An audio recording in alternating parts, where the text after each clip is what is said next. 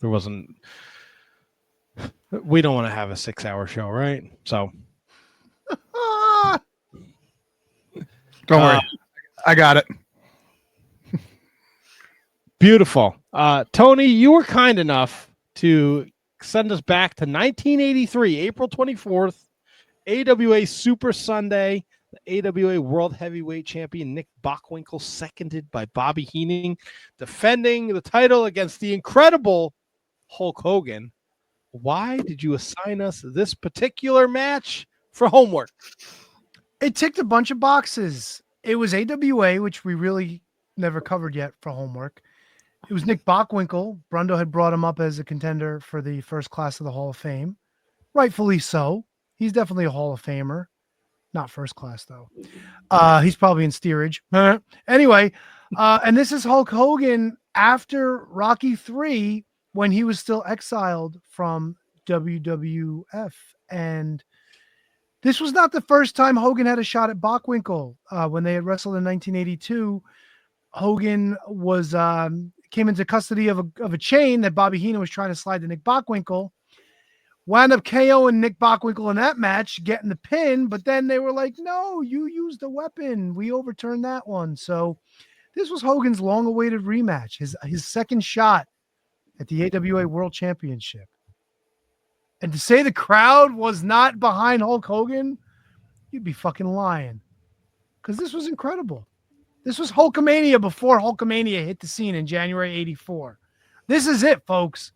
If you wonder where it came from, this was it. This fucking thing was baking and ready to fucking come out. Yeah, it was. And the Hulkster comes to the ring with his homemade Hulk Hogan t-shirts. He gave one to Mean Gene, which now or never, we want the belt. Yeah, and that was like a big bone of contention with him and Verne. He wanted to sell these fucking t-shirts, and Verne wanted all the money. The Hulkster was like, brother, doesn't work for me. And in true Verne Gagne fashion, this was not the main event of Super Sunday. Of course not. I think, I thought the same thing. Like, how could this not be the main event? But then when you see the finish, I think that's why they didn't put it at the main. Because, this is still early 80s wrestling. Like, you could, I'm not saying they would, but you could have had like a couple of angry, rioty fans at that point. So they didn't want to send them home like super pissed. So let's put Verne and Mad Dog in the main event. Yeah. Because Verne's not losing. Verne's poor fucking ego. I bet you that match was dog shit too. Oh, well, you say that, but like you have to remember in Minnesota, like Verne was the guy. You know what I mean? Like, and obviously he owned the company and all that, but he was beloved by everybody. Like there wasn't anybody that ever, I mean, I remember going to fucking small shows when I was, a kid. And actually I met Bockwinkel and Patera, and people would still chant for Verne at small shows. Like Verne was a beloved figure in Minnesota. So to have him go on last on this show is not crazy in Minnesota. Also, like it's not nuts. And he'd also come out of retirement for this match. Right. Like it's not for people that are outside of that bubble, it probably sounds nuts. But like if you were here in Minnesota, knowing like the crowd of Minnesota, it's not as crazy as it sounds to have Verne going out for the main event. They put fucking 20,000 people in the St. Paul Civic Center for this show, so they sure did. Yeah. We have Lord James Blears as our special guest referee. Could we pick a fucking older guy? But this, I think. Go ahead, HK. I think that's who Horseface studies. Yes. If you want the same shit in my notes. fucking Hulkster throws a kick, and then he fucking stand next to you, he'll throw a kick too. Like, what are you doing? He's all fucking over him when he's got that headlock on, or the front face headlock. He's like all over Hogan. It's like, what are you trying to fucking put it on too? Holy shit, back up. I mean, I like studying and the history of it too, but Horseface, no, nay. She should have put the blinders on watching him. Did you guys enjoy or were you puzzled like I was, where During the announcements, first of all, they announced Nick Bockwinkel first when they were finally all in the ring. And then in the middle of announcing Hogan, they started playing Eye of the Tiger again. Yup. Yeah, I thought that was a little weird. They should have just played that like a New Jack song. Just play it during the whole fucking match. Would have been wonderful. Get annoying after the first 7 minutes or so. Rising up. It's what I walked down the aisle to at my wedding. Did you really? Yep. That's awesome. Wow. How do the people at the Beaner restaurant feel about that? Jesus fuck, dude. What? Well, I hope you enjoyed the Shining Wizards. Well, Yep. Jesus. Back here if you need me. Jesus Christ. Disrespect to my people? Your people? Yeah. I'll see you wearing no Abolish ICE t-shirts. Well, What the fuck, dude? Oh, this is crossing the line, but me with 6 sticks in my mouth is okay? You can do 6 now? You've worked your way up to 6? Practice on hot dogs. You can fit more if you do it with no bun. Gotcha. How many can you do on the right side? Well, that's where the buns are.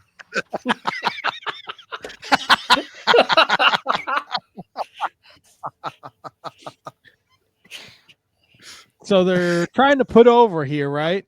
Bockwinkel only has to last an hour. Right? If he can go an hour, he gets to keep the title. If the Hulkster doesn't beat him, he gets to keep the title. So, of course, the match starts off with some Bockwinkel stalling, which I feel like is a lost art form, right? Like, that's Sure is. Hogan's all fucking fired up. He fucking rips off his shirt to go time. Old Nicholas says, "Not today, there, fucking Thunderlips. I'm going to take a powder. I'm going to let you fucking get that adrenaline pumping, dude." I like this match up until the finish. Well, I don't know if you noticed, but and I was watching it again. Nick Bockwinkel really doesn't hit wrestling moves in this match. All the wrestling moves done were by Hogan. Bockwinkel at one point went for a body slam and Hogan collapsed right on top of him. He kept trying to throw punches to the midsection. He'd grab like a face lock and he would continue to drive knees into Hogan, whether it was in the ropes or whether it was on the mat, and throwing punches. And it was an awful lot of strikes from Bockwinkel. And I think it played well because Hogan was that much bigger. There's not much difference in like height between these two. I don't know if you guys caught that, but it just seemed like Bockwinkel was playing like, this guy's bigger than me. He's stronger than me. I'm not going to be able to get any like real, do any real moves to him. So I'm just going to keep on striking him and trying to wear him down, which I thought was kind of cool. I also liked, at one point, Bockwinkel gets him like in the ropes and he gets him like 7 or 8 real vicious knees. And then Hogan like reverses an Irish whip at one point, catches Bockwinkel in the ropes and just gives him 10 of his own. And the crowd's counting along and going apeshit. And I'll tell you this much, Hogan can fucking drop a fucking elbow off the ropes like nobody's business. Did you see the fucking height he was getting and the action he was getting on the elbow and shit? One thing that really fucking pissed me off though, like late into the match before they went into the finish, Hogan hits a body slam, goes for the cover, and fucking Blears just never hits the 3 count. And like Bockwinkel like kicks out like super late, and the crowd goes, "Oh, what the fuck?" I think he just stopped. He did. He did. Even Hogan was like, "What the fuck?" Yeah.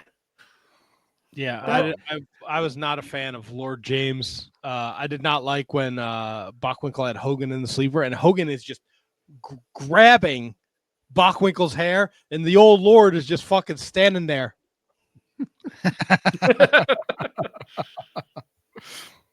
Just fucking do something, Lord. You fucking. But at least it took a couple of knocks to the noggin for Lord Blears to fucking get put out. Like the first time he was dazed, and then when Hogan just charged back to the corner with Bockwinkel on his back. Bro, the overselling is just unreal. You know what? I didn't think about it, but Aubriette is so fucking on point for this. He's just nonstop overselling, like, and he goes to a knee and he's holding his head and he gets back up and he gets squished and he's like bumbling around. So that was one part that actually kind of fucking bothered me, was the timing of that. Like he sees what's going on in front of him. You know when to get up and get to the corner, but he like partially gets up. He's like, "Oh yeah, no, not yet. Maybe now. Oh, yep, okay, now I'm gonna get up. Not you guys gonna be ready? Not gonna be ready? Like, you fucking see what's going on. Time it a little bit. That bugged the shit on me. But you know what? I like the finish. I like what they did. Shit. Yep. I like what they did. Liked it. Why? It's the right call. If my problem is, right, if the referee felt like a disqualification was the way to go, why did he count 3? Because he didn't disqualify him. Right. It was Wally Carbo, the owner or promoter, whatever, who was at ringside, and he said no. Hogan threw, which, I mean, it's a shit way to get out of it. Like, that's old NWA booking, where, like, was it momentum or did he throw him? And in here, it's just kind of like, no, he kind of threw him, but it leaves it open for interpretation. The only reason I didn't really care for it, the fucking crowd was molten for this shit. Like, they wanted Hogan to win. They wanted Hogan to win in 82, and they never fucking gave it to him, you know? Yeah, they were so ready. This felt like it was the time. Like, Hogan had a good long chase on it. It's like, how long do you go until the fans stop giving a shit?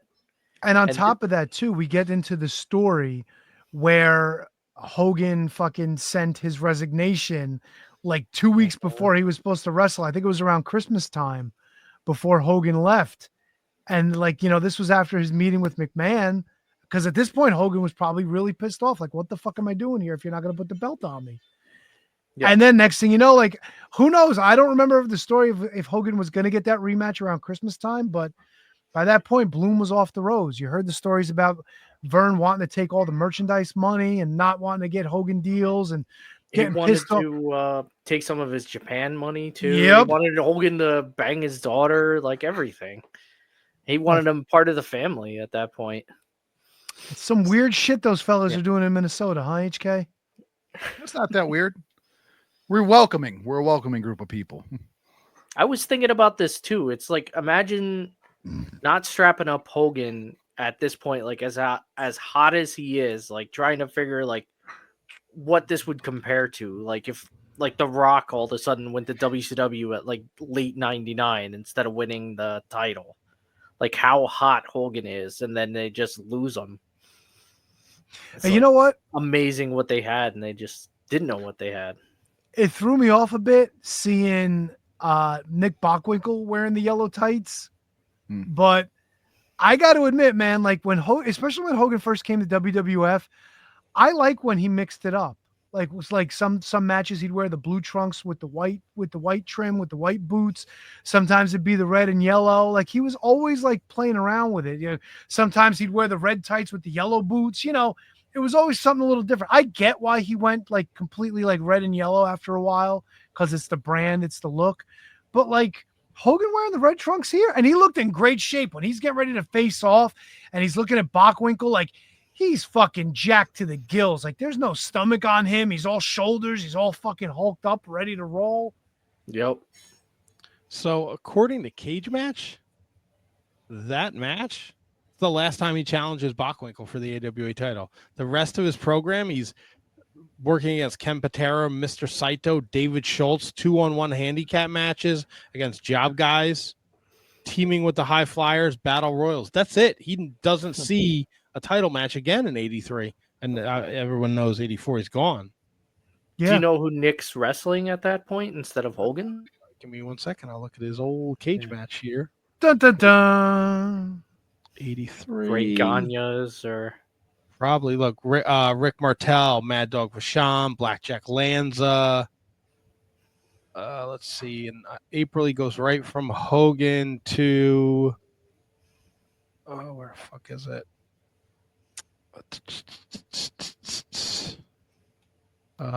Yeah, Rick Martel, Mad Dog Vachon, Wahoo McDaniel, Jerry Lawler.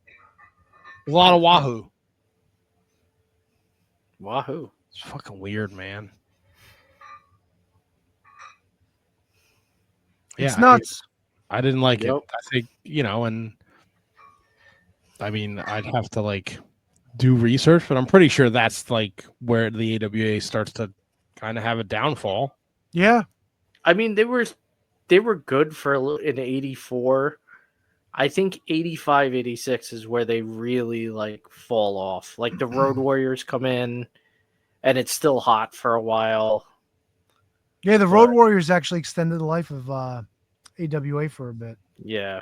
Hogan goes, they take Mean Gene, like they hit him where it hurts. Yeah, Ventura, Schultz, like all these guys. But they were replacing them with, the Stan Hansens and other guys like that. Rick Martel, yeah. Yeah, Rick Martel. But then eventually he goes too. Kurt Hennig. They really wanted to push big Scott Hall at that point. And Hall, the same thing. He's like, no, don't give me. Because I remember hearing Hall saying, like, Verne wanted to give him the belt. And he was like, nah, I don't want it. I'm not staying here. It's too cold. Jumbo Ceruta was the person that upended Nick Bockwinkel in February 1984. Yep. And then it went to Rick Martel. Yeah, that's weird. They ran Super Clash, right? Yep.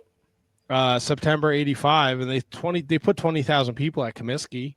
The main event was Stan and Ric Flair. Stan and Rick Martel. Ric Flair Magnum TA was there. Zukov, Slaughter. Stan Hansen won the world title at the Meadowlands in December 1985. And then he lost it to his truck. It's so weird. Like the Meadowlands Arena saw the AWA world title change hands. Was Ric Flair WCW champion or still NWA champion at the time?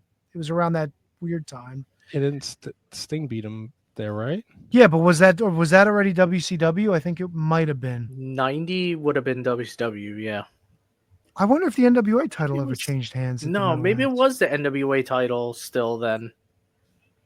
Because I think they still kept the NWA title and Sting won it from him.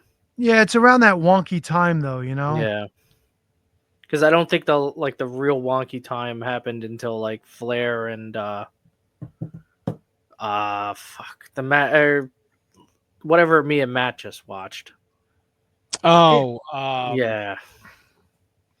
When he leaves to go to the WWF, right? Yeah. Ric Flair house show, January 1991, East Rutherford. After this title win, Flair was also recognized as the first WCW World Heavyweight Champion. So it was for the NWA Championship. That's fucking wacky. The NWA, AWA, WWF were all three. Those were the three major players. And every single one of their world titles changed hands in the Meadowlands. That's fucking nuts if you think about it. That's pretty crazy, yeah. Considering the Meadowlands was under the New York umbrella forever, Oh, yeah.